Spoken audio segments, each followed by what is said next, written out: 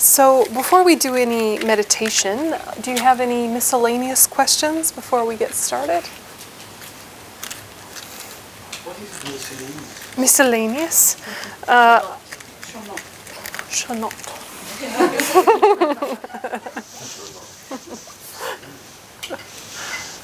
Yes? No? Anything about your practice that you wanted to tidy up?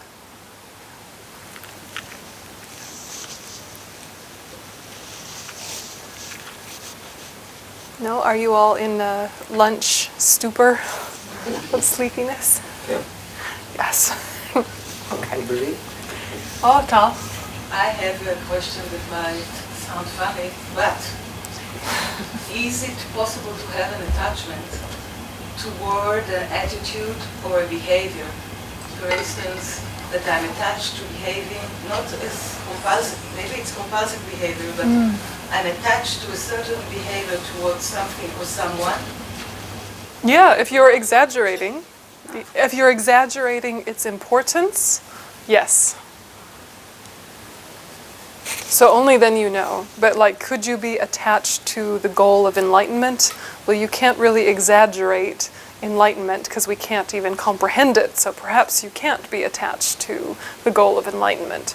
But could you be attached to your own ability to progress at a certain speed in a certain way and to hold yourself up to a standard that you're not quite ready for?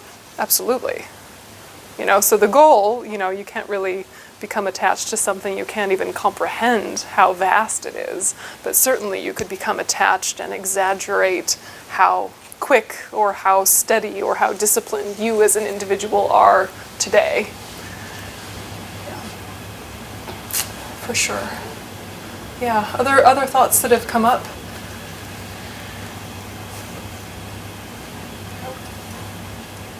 So we've only done 2 of the sections on observed objects. We've done extensive objects and objects for purifying behavior. There are 2 more. We'll do them next week. They're more advanced. They're a bit more subtle. So the other 2 are objects for developing expertise, which relate to the wisdom realizing emptiness. So the wisdom realizing emptiness depends very much on understanding dependent arising. So there's a lot of elements related to looking at dependent arising in that section. And then the last one is objects for purifying afflictions. So it's more subtle than the behaviors, and some of you noticed right away that these do seem more coarse or like immature. This is the kind of initial strategies.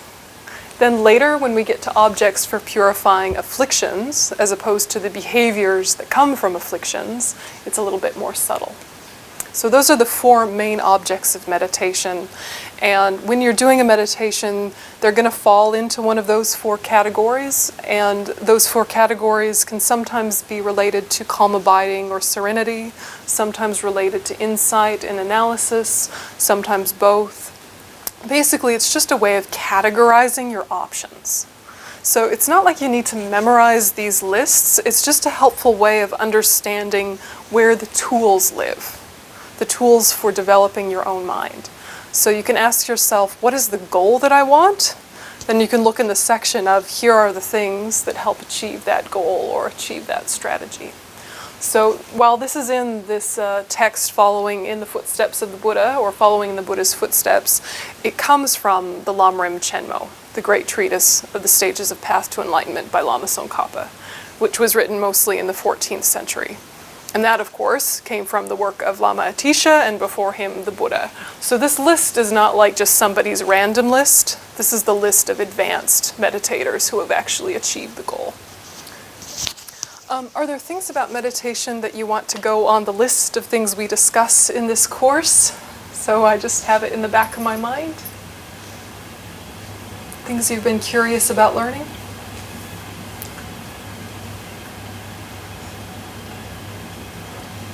Food coma. Food coma. Okay.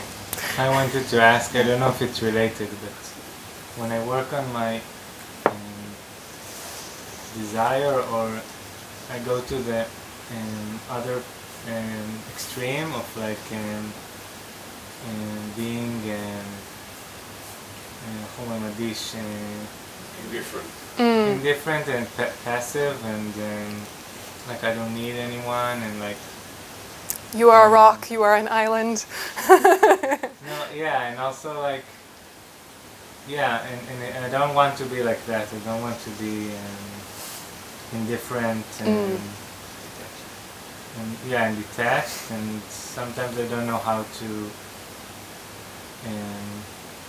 grow the love without feeling, because I don't want to be needed, and don't want to need people, but I want to love people. Yeah.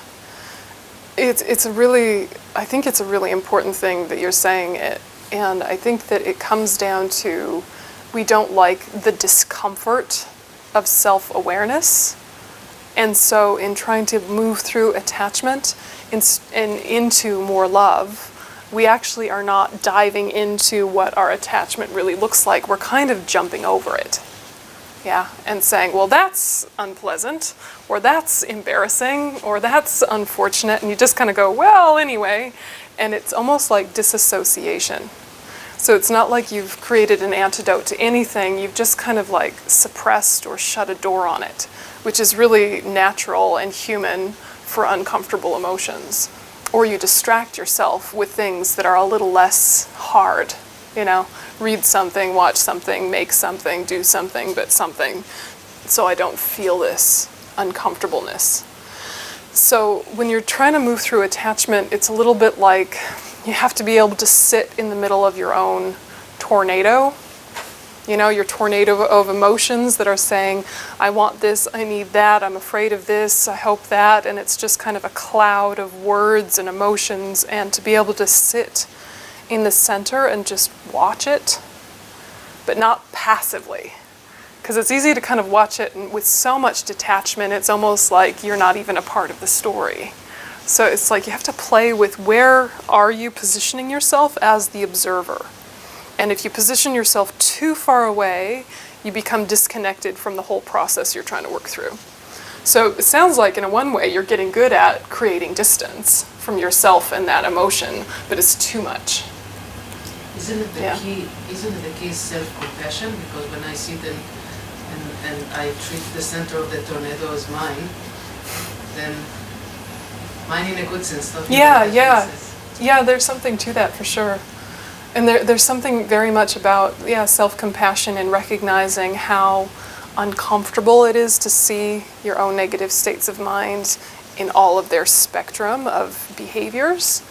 Like there are some negative states of mind we feel socially allowed to examine, and some that we feel almost ashamed or humiliated to even see. Like the way attachment is kind of craving and hungry and desirous is sort of socially acceptable to talk about in some circles, but the way it's needy and insecure and fragile, that is very triggering to even look at or talk about. We don't want to talk about how we're fragile and needy and insecure and want validation and want to be seen and all those kind of like delicate things. We can talk about kind of the passions, and we can talk about the creativities and all of the sort of things that come from the kind of colorful side of attachment more readily.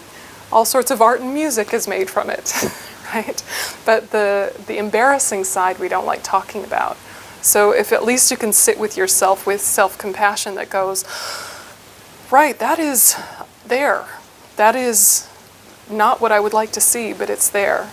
And actually in sitting in it, I release a lot of the shame and the tension about having it, which already solves half the problem. So the tendency to indifference or too much detachment is really there for all of us. The other problem is the spiritual bypassing that knows where you're supposed to go, so you jump over where you actually are. You think, I'm supposed to be patient right now, which means I'm already patient, right? You know that's where you're supposed to be going, but you're not really there yet. So some of these meditations, and we'll do more of this one next time, but one of the meditations, that basic clarity of the mind meditation, where you're the observer of your own thoughts without engaging in them, that one can be really helpful because you're present with them, but you're not challenging yourself to agree or disagree. You're not planning on the basis of them. You're not avoiding them. You're not suppressing them. You're not following them. You're just watching. And when you're just watching, there's no pressure for you to change anything. The only thing you're trying to change is your relationship to thought itself. Yeah, and changing our relationship to thought itself is a skill we need for every kind of meditation and in life. Yeah, so sometimes our thoughts are perfectly good thoughts. They're like intelligent and wise and full of kindness and wisdom. And when you're doing a clarity of mind meditation, even those thoughts, you think, just thoughts? And then you have a rage or a guilt or a shame or an attachment and you go, just a thought. You know, and so you're trying to have this attitude towards thoughts that's not indifferent to them. You're paying attention, but you're not feeling so much identification with. So if you can change your relationship to thoughts, it becomes a lot easier to then take other steps to introduce a specific thought you want more of, like love, like compassion. So instead of talking over the top of the negative thought and trying to like yell at your attachment and say, be love instead, you're saying to your attachment, I see you, do what you want. I'm sitting here still. I'm not going to play with you. Yeah, I'm not going to feed you. I'm not going to suppress you. I'm just going to watch you. And then attachment's like, you're not playing with me. You're not fun. I'm going. Yeah, and it's sort of. To do with the crazy monk. Yep, don't play with him. What usually happens with attachment is we have our shame that tries to suppress him, or we have our indulgence that wants to go into more detail with it. Yeah, but we're playing with it. You know, we're saying, let's add a soundtrack. Yeah? Or we say, oh, I'm so embarrassed, I think that, don't think that. Neither of those approaches work. What you want to do is to be able to just sit and watch it play out, and it will die a natural death.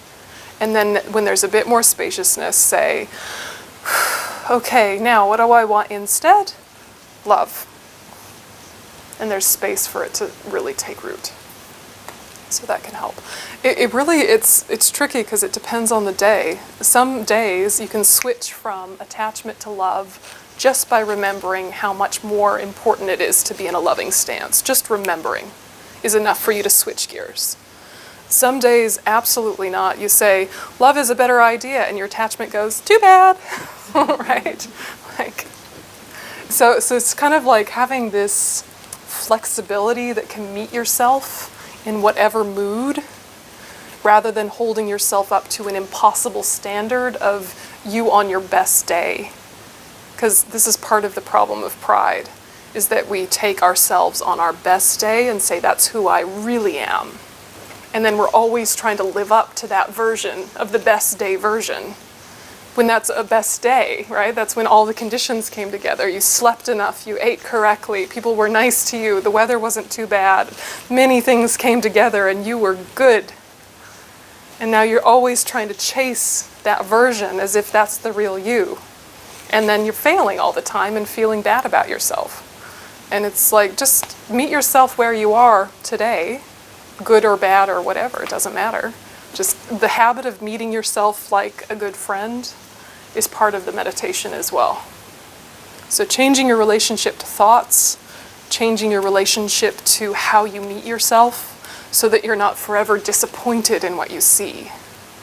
Because sometimes that's part of our obstacle to meditation, is we know when we sit still and we start, we're going to see where we're at. And that's embarrassing. So better not to start, better not to meditate, because we don't want to see that. It's painful. Look how distracted I actually am. You know, look at how angry, look at how attached, look at that. I don't want to see that. I'm a nice, functional, competent human being who can pay my taxes and everything. Yeah, I remember to put fuel in the car, I got the groceries, I am a grown-up, right? And then you meditate and you're like, oh, I'm a child. Right. So the way you meet yourself and the way you meet your thoughts is huge in Buddhism, whether meditation or not. So we'll do two. We'll do meditation on working with anger, and we'll do meditation on the clarity of the mind. The clarity of the mind meditation is going to be the basis that we're going to build on for next week, which is taking that and moving it into a Mahamudra meditation. So to be able to kind of elevate into more advanced forms, we need a lot of practice in being able to just watch our thoughts. Just watch them really actively. Very, very active, very focused, but you're not really interested in the content. Yeah, so that's why they use the analogy of like watching the clouds in the sky. They're just passing, they're moving, all sorts of weather, but don't fall into the clouds. Yeah, so that stands. So we'll do that one first, and then we'll have just like a little stretch on the seat, and then we'll do the working with anger one right after. So nice posture. Nice posture being as straight a back as you can have without it hurting, not getting tense.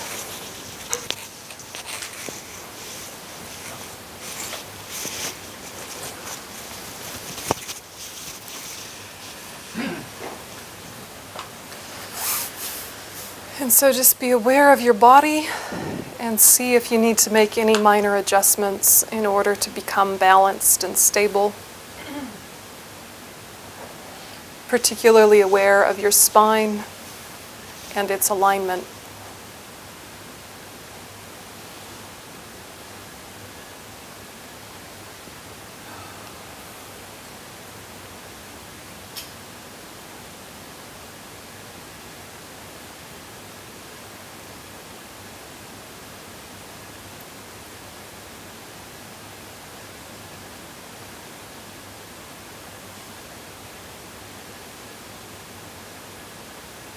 And revive the motivation.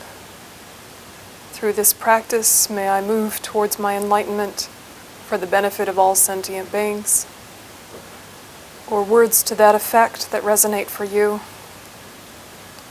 Wake up your motivation in your mind.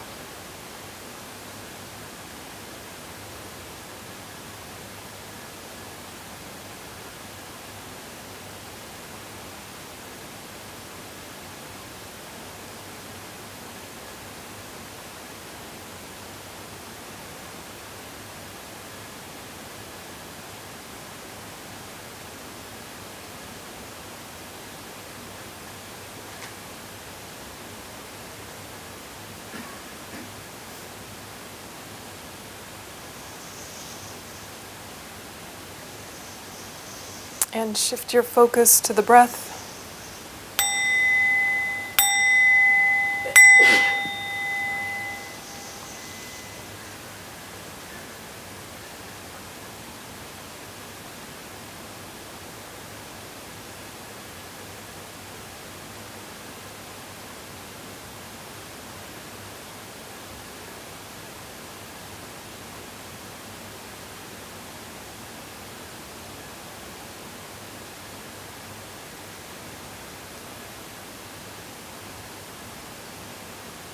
And keeping your eyes just a tiny bit open, gazing unfocused at the floor, allowing light in.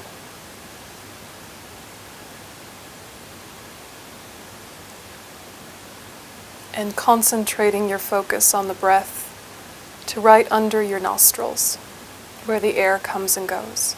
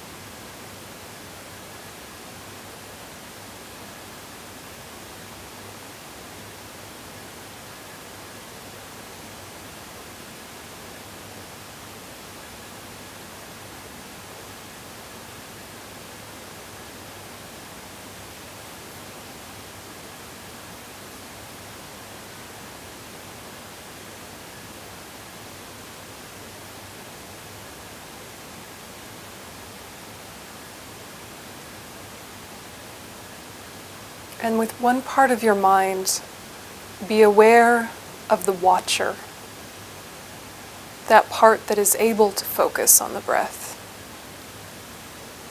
So de-emphasize awareness of the breath and shift to watching what it is that can focus, that faculty of the mind.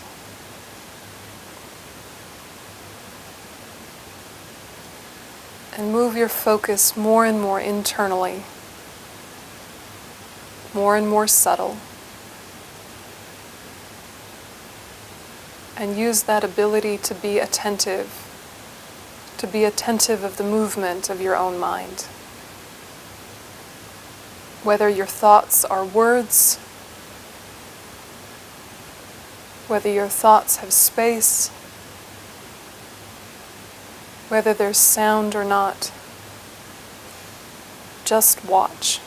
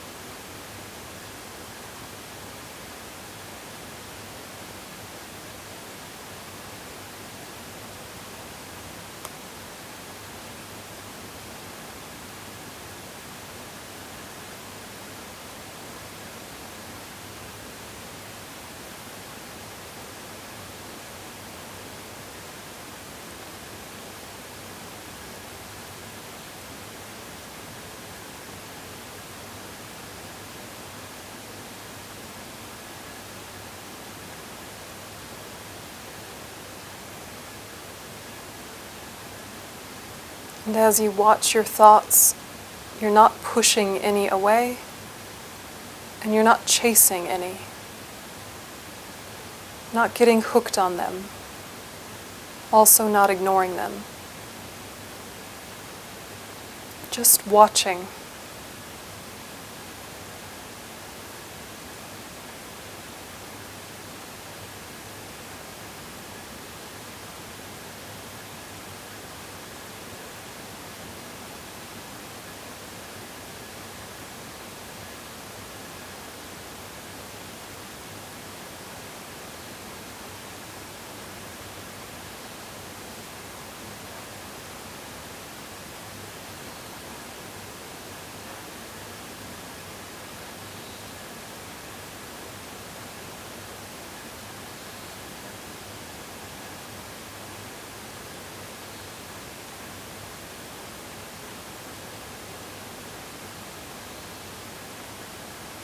And as you watch, you keep your focus bright and alert, trying not to allow that hazy vagueness that tempts sleep, trying not to fall into the speedy planner that anticipates what is next. Just stay present with your watching.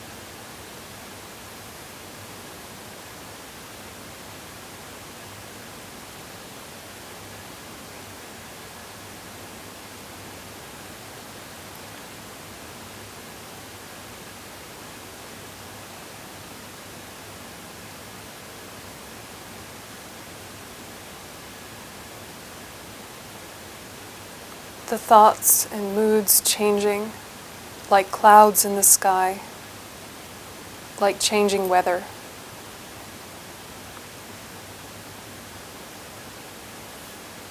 Try not to fixate, just observe.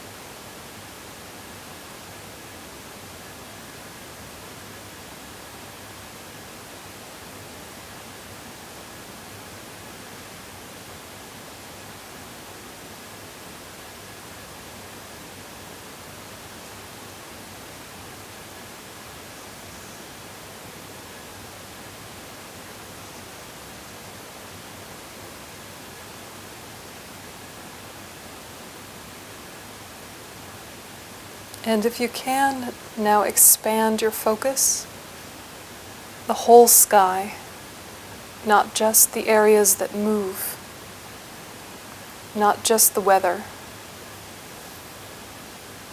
See if you can hold awareness of that spacious and reflective quality of the mind. Like a mirror that reflects.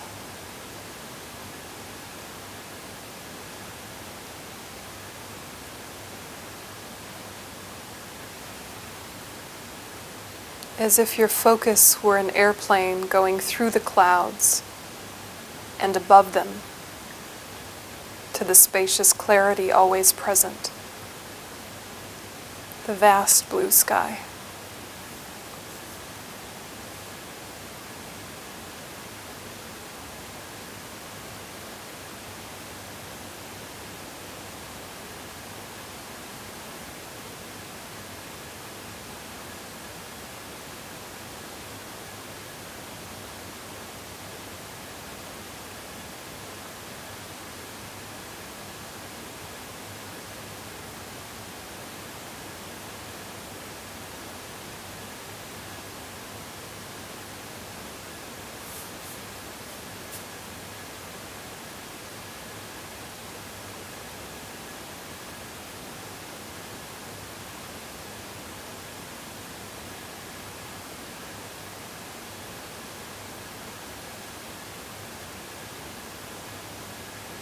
And this aspect of your mind is like a quiet wakefulness.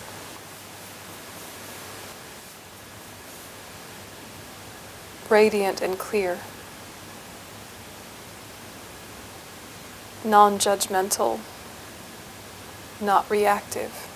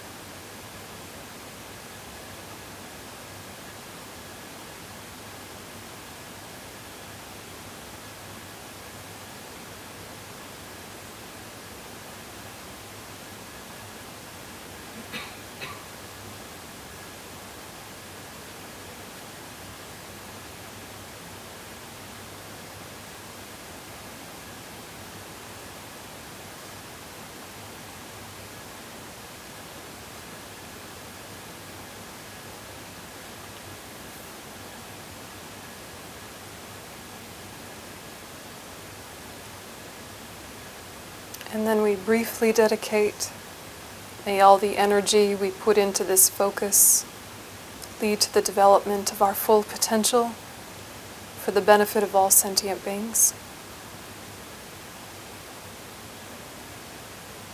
And then we stay in meditative posture with a meditative atmosphere, but briefly relax the focus.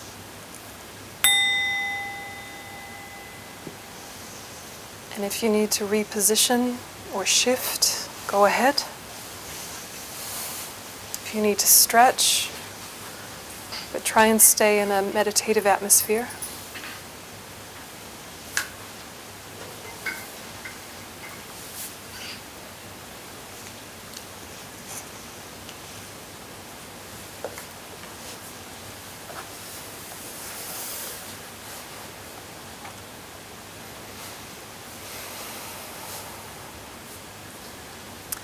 And come back to meditation posture.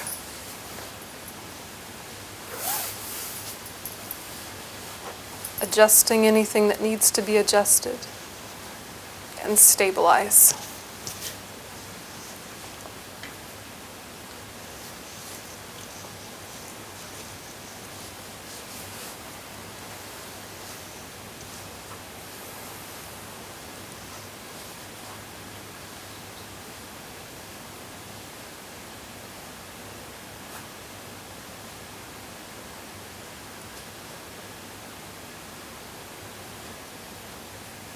And revive your motivation,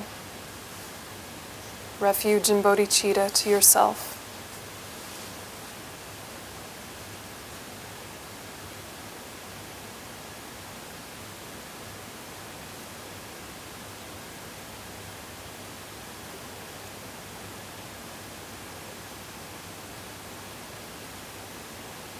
And back to the breath.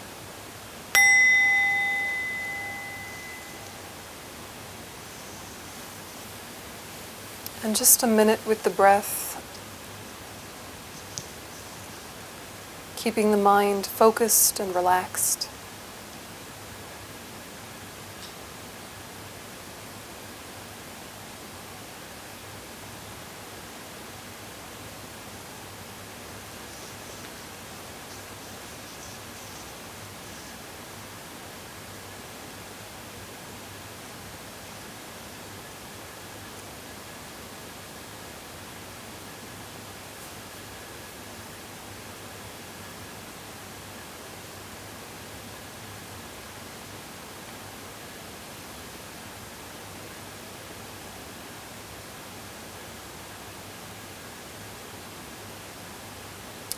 And consciously shift to analysis and start by identifying what anger is. Remembering that from a Buddhist perspective, anger involves the wish to harm. And this wish to harm can be fueled by feeling hurt or disappointed, or feeling like our happiness has been blocked.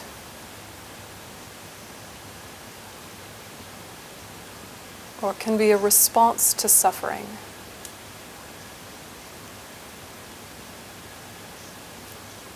Or can be fueled by a sense of protectiveness for those who seem vulnerable. Many things can act to stimulate anger. But without all of that justification, just try and identify what it's like, the wish to harm.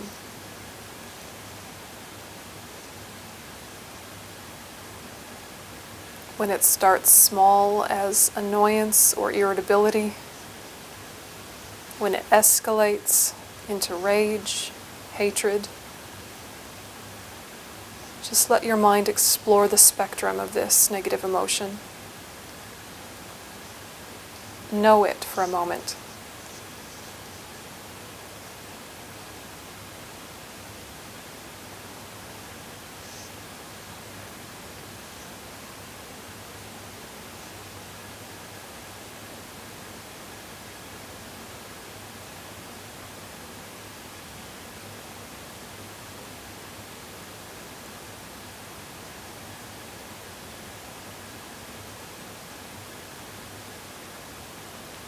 It can feel like your heart is blocked, that your body is tense. Sometimes your mind races, sometimes it freezes.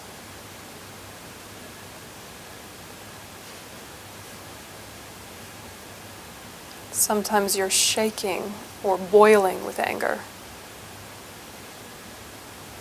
Sometimes you're like a block of ice.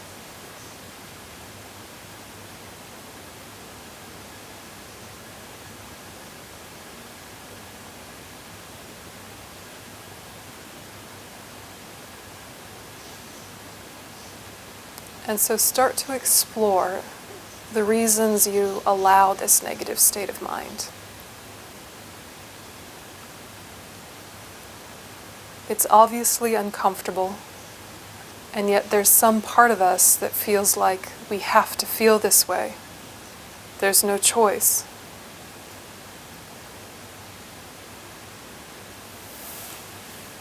So first look at, do you feel like you must be angry if something wrong was done? Either in general or to you or someone you love. That you have to be angry. Otherwise, it won't be clear that you disagree or disapprove of this action. that somehow anger is the response that shows disagreement. And if you aren't angry, then people won't know that you disagree. Is this an element of your flawed logic?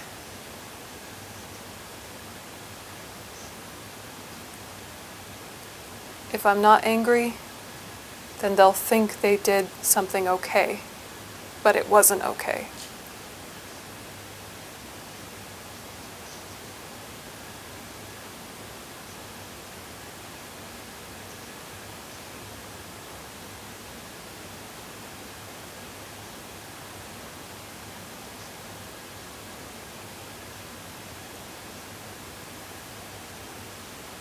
And so the wise part of you knows that negative behavior from others should be addressed, that some sort of assertive response can help them understand their mistake. And then the ignorant side says the only way to do that is to be angry.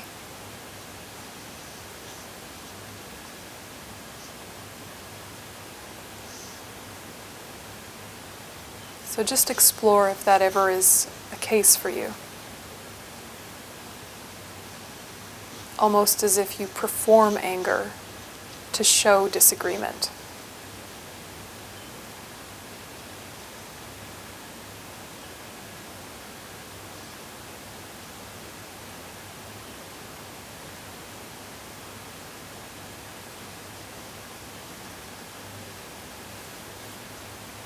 And so what if it works? That by being angry, this person realizes they made a mistake. Your anger somehow showed them their faults. Is that the way you want to communicate that?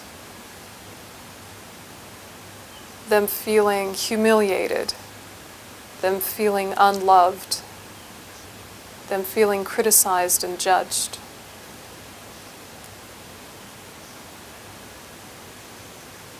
Maybe their mistake will change and they'll stop doing it.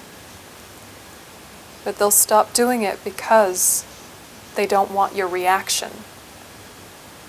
Not because they've actually recognized their mistake as a mistake.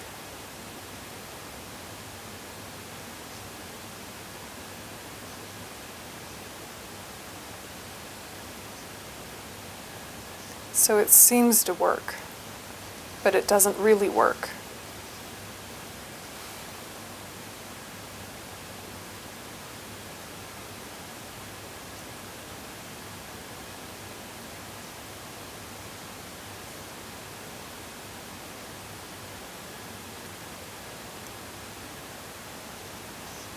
And then look at the way you justify anger. Sometimes we justify anger by thinking, this person had total control over their behavior, and they did the wrong thing anyway. They must be punished. Even if the punishment is subtle, like me withdrawing my love.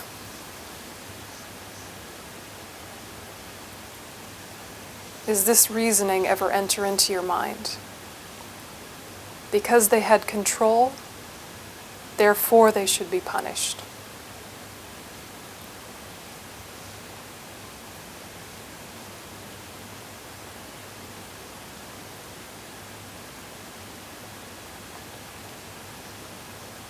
And so if that's the reasoning, look at the flaw. What actually controls bad behavior?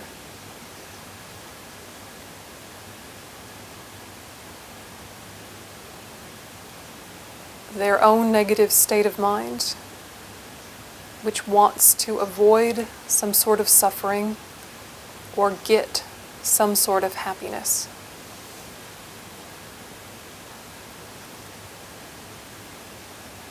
And their ignorance says, if I do this negative behavior, I'll get what I want.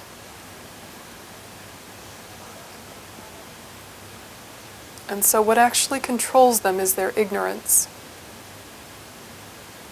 as well as their suffering.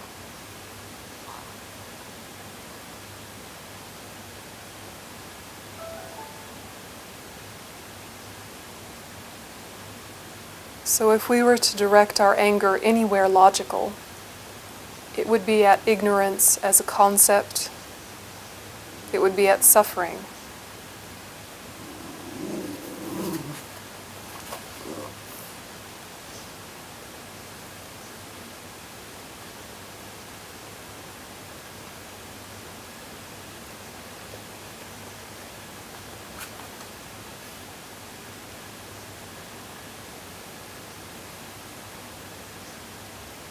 And then just as often we might think, I'm angry because they're out of control.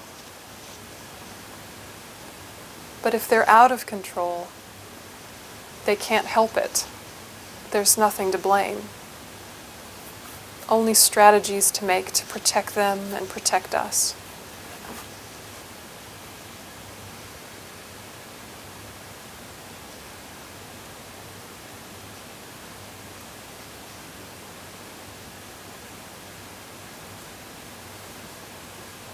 And we can go even more deeply and ask, what actually hurt us?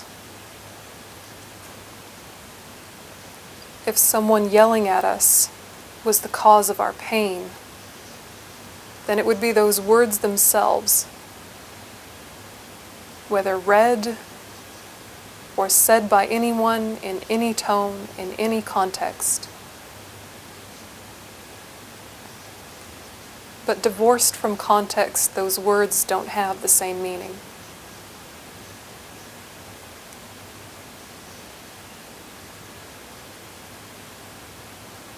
It would be the same logic if someone hit us with a stick and we were angry at the stick, not realizing who held it. And then we look at who held it and we realize what holds them: suffering, ignorance.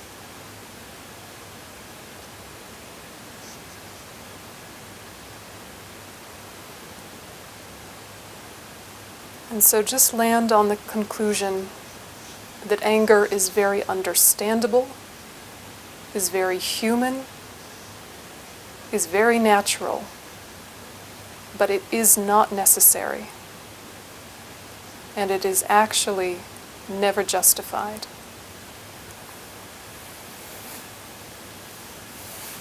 And if you have resistance to that idea, just notice that resistance. And if you're in resonance with that idea, stay with it. Anger is never justified.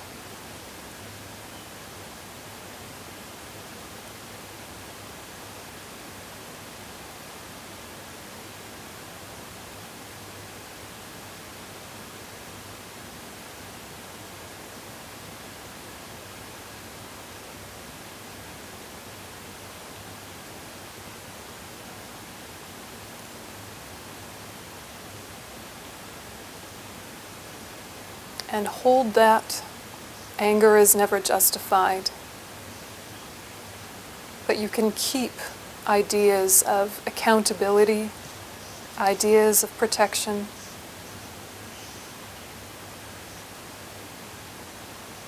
Having patience doesn't mean you agree with their actions. It means that your response isn't retaliation.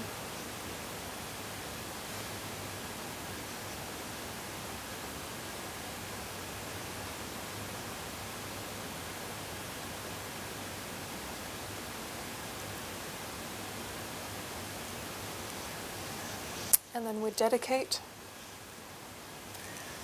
Jantu samchorim poshe ma ke panam ke gyuchi ke panyam pa me pa ya gone gondu pelwasho Toni dawarim poshe ma ke panam ke gyuchi ke panyam pa me pa yi Gone gondu pelwasho.